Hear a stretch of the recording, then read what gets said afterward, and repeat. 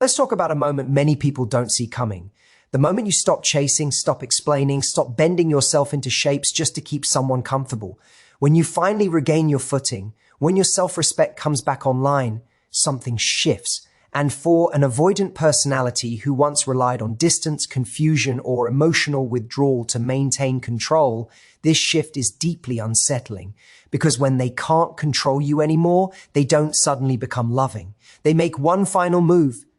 This move isn't loud. It isn't dramatic. In fact, it often looks calm, even reasonable. That's why it's so dangerous. The final dirty move avoidants use is rewriting the story, subtly positioning themselves as the victim and you as the problem. Not because it's true, but because it allows them to leave without accountability while still preserving power.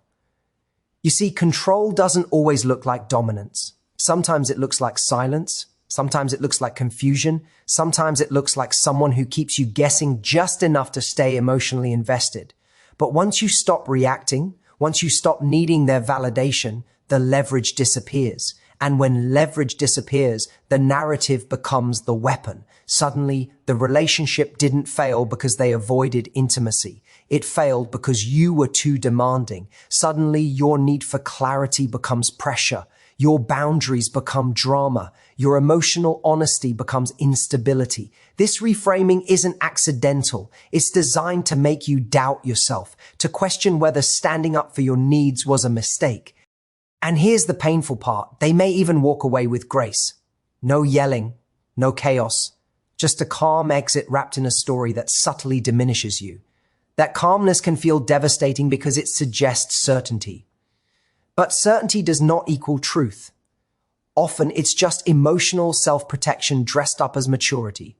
What makes this the final move is that it usually happens when you're strongest, when you no longer plead, when you no longer chase closure, when you finally say, this isn't working for me.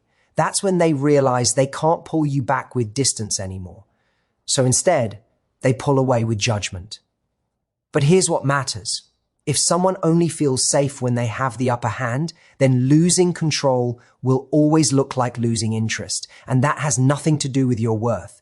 It has everything to do with their inability to meet you in emotional adulthood. The truth is, healthy connection doesn't require control. It requires courage. Courage to be seen. Courage to stay present. Courage to take responsibility. If someone's final move is to quietly blame you for asking for the bare minimum, then you didn't lose them, you outgrew them. And when you understand that, their last dirty move loses its power, because clarity is something no avoidant tactic can survive. Control doesn't always arrive in obvious forms like anger, shouting, or domination. In avoidant dynamics, it often disguises itself as calm, logic, and emotional restraint. This is what makes it so confusing and, at times, so damaging. When someone appears composed and unbothered, we instinctively assume they are emotionally mature. We tell ourselves that the quieter person must be the stable one, the reasonable one, the one who has it all together. But calmness, when paired with emotional distance, can be a strategy rather than a strength. Avoidants often learn early that closeness feels unsafe. Instead of expressing fear, they master detachment. They control situations not by forcing outcomes, but by withholding presence. Silence becomes a tool. Delayed responses become a way to regulate how much intimacy exists. Emotional neutrality becomes a shield that prevents deeper connection while still keeping the other person engaged. This form of control is subtle because it doesn't provoke immediate resistance. It invites self-doubt instead.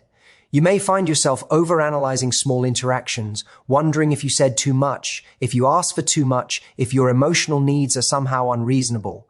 The avoidant doesn't have to tell you to shrink. Their calm withdrawal does that for them. And because they don't raise their voice or create chaos, you start to believe that the discomfort in the relationship must be your fault. After all, they seem so unruffled, so composed, so unaffected. This is where calmness becomes deceptive. Emotional health isn't defined by the absence of visible emotion. It's defined by the ability to engage with emotion honestly and consistently. Avoidant calm often avoids the very conversations that would bring clarity and closeness. It sidesteps vulnerability. It keeps things vague enough that nothing ever has to be resolved. And in that vagueness, control thrives. When someone stays calm while you're struggling, it can create an unspoken power imbalance. They appear grounded while you feel reactive. They appear rational while you feel emotional. Over time, you internalize this imbalance and start editing yourself to restore harmony. You soften your needs, you delay your feelings, you become careful, measured, quieter, not because you've grown, but because you're adapting to emotional absence. The irony is that this kind of calm depends on you staying uncertain. The moment you stop chasing reassurance, stop explaining yourself, and stop needing their emotional availability to feel okay, the calm begins to crack. Because it was never about peace, it was about control through distance. And once distance no longer destabilizes you, it no longer serves its purpose.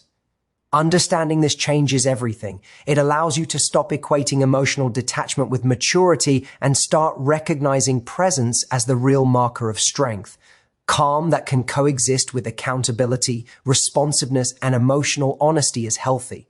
Calm that avoids connection is not. And once you see the difference, you stop blaming yourself for wanting more. You realize that real security doesn't come from staying quiet to keep the peace, but from being able to speak freely without fear of being emotionally abandoned. When avoidants sense that their usual strategies no longer work, they don't suddenly become more open or emotionally accountable. Instead, they often shift tactics.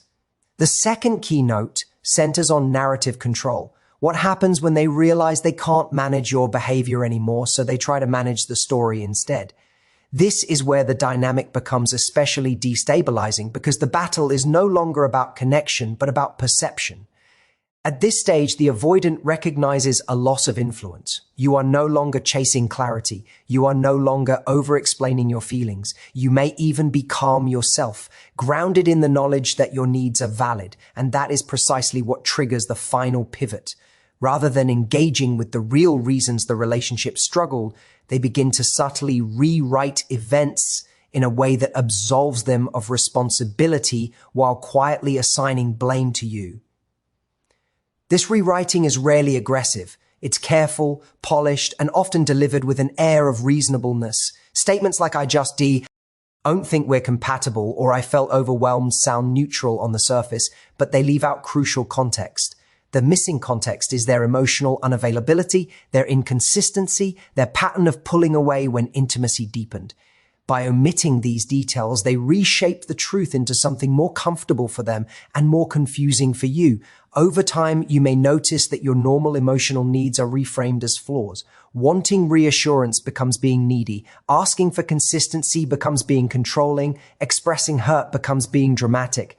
This isn't accidental language. It's language that shifts the spotlight away from their avoidance and onto your reactions to it.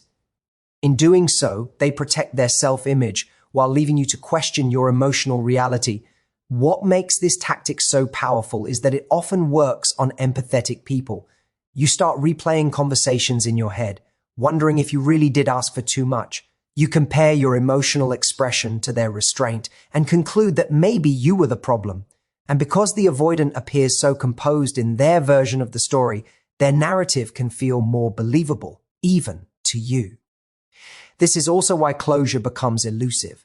When someone controls the narrative, they don't need mutual understanding. They need emotional distance without guilt.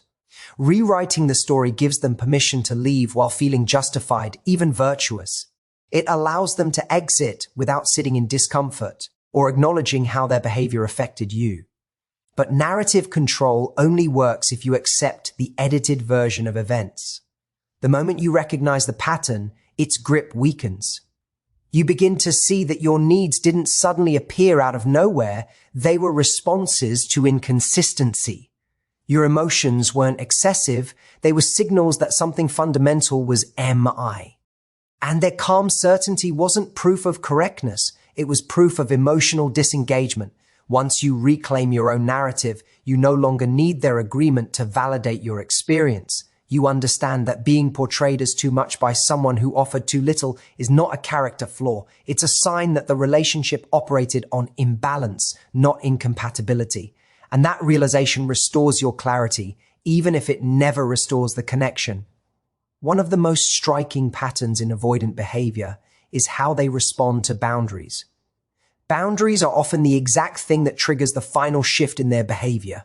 Because for someone who thrives on emotional control, your independence feels like a threat. When you start asserting yourself, stating what you need, protecting your energy, or simply refusing to chase their approval, they suddenly feel destabilized. They are no longer in the position of subtle authority, and that can be profoundly uncomfortable for them. For avoidance, boundaries are not neutral. They are not just statements of preference or self-respect. They are a challenge to the power dynamic they've relied on.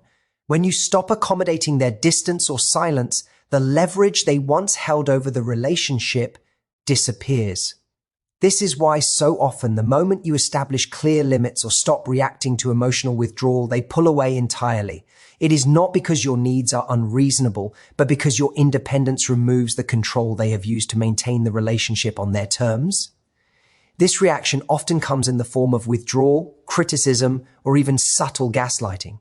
They may claim they feel pressured by your boundaries or that your desire for honesty and consistency is somehow too much. In reality, these boundaries are simply a mirror showing them that the old patterns no longer work. And avoidants are typically uncomfortable with vulnerability and direct confrontation. They rarely express their feelings openly. Instead, they retreat, creating distance while subtly implying that the problem lies with you. The irony is that what you see as a confrontation or a challenge is actually your growth manifesting. Asserting boundaries is not an attack. It is an act of self-respect. It is a refusal to shrink yourself to accommodate someone else's fear of closeness. And while it may provoke discomfort or frustration in the avoidant, that discomfort is theirs to navigate, not yours to fix. Their reaction does not invalidate your choices or needs. It merely exposes their reliance on control rather than connection. This is also why boundaries feel so powerful. They shift the dynamic from one of manipulation to one of equality. Suddenly, the relationship is no longer dictated by who can withdraw or withhold affection. It is determined by mutual respect and honesty. And when the avoidant cannot cope with that equality, their disengagement can feel like a rejection. But it is actually a reflection of their own inability to handle accountability. Recognizing this pattern reframes the way you experience their withdrawal. It is no longer a reflection of your worth or a failure on your part. It is simply an outcome of a relationship where emotional availability was uneven. Boundaries illuminate the truth. If someone leaves because they cannot meet your basic needs for respect and clarity, it does not mean you were wrong. It means the relationship was structured around control rather than genuine connection. When you internalize this understanding, boundaries become not just protective tools, but empowering markers of emotional maturity. They are the measure of how much you value yourself, and they reveal who is capable of engaging with you as an equal. And in the process, you begin to see that their exit, while painful, is a release rather than a loss. A sign that you no longer need to accommodate patterns that undermine your stability and self-respect. It's easy to mistake calmness and composure for emotional health, especially when dealing with someone avoidant. They rarely erupt in anger or drama, and their measured, collected demeanor can make it seem like they have everything under control. On the surface, this calmness can appear enviable, almost like the hallmark of emotional maturity. But the truth is that emotional health isn't defined by silence or detachment. It's defined by the ability to engage authentically with feelings, with yourself and with others. Avoidants often hide behind calm as a shield, a way to avoid vulnerability and responsibility, while creating the illusion of stability. This kind of calm is strategic. It can be comforting at first, because it appears logical and grounded. You may find yourself drawn to it, thinking that their detachment is a sign of security and wisdom. But over time, the absence of genuine emotional engagement becomes painfully apparent. Avoidants often avoid the conversations that matter most. They sidestep issues that would require them to take responsibility or express their inner world. Instead of creating connection, their calmness maintains distance. It prevents the messy, honest dialogue that fosters intimacy, leaving you frustrated and doubting your own feelings. Because they rarely escalate or raise their voice, avoidance calmness often manipulates without seeming manipulative. Silence becomes a tool to generate anxiety, delays become a method of control, and the lack of engagement becomes a subtle form of power. You start second-guessing yourself. Am I too sensitive? Am I overreacting? Their unshakable composure creates a contrast to your emotional presence, which can make your natural reactions feel exaggerated or wrong. Over time, this imbalance pressures you to adapt, to edit your expression, or even to shrink your needs to match their level of comfort.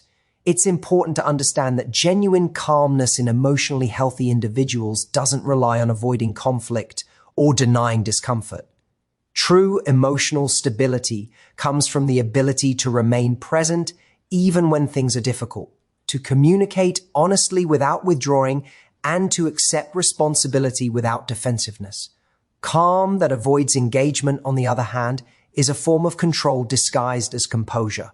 It is a way to manage situations without managing emotions or relationships with authenticity.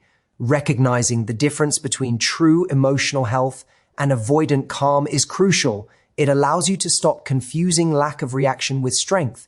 You begin to see that a person who refuses to meet you halfway, who remains detached in the face of your vulnerability, is not demonstrating emotional maturity. They are demonstrating avoidance.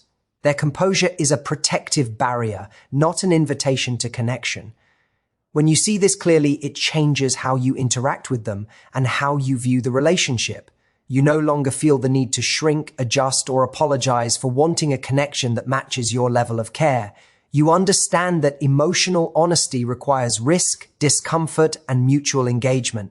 And when someone leaves or withdraws calmly, it no longer feels like a failure on your part. Instead, you recognize it as a reflection of their limits, not yours, and a signal that your emotional needs deserve someone willing and capable of true presence. Outgrowing someone can feel confusing and even painful because it often comes with a sense of loss, even when that relationship was never truly balanced or healthy.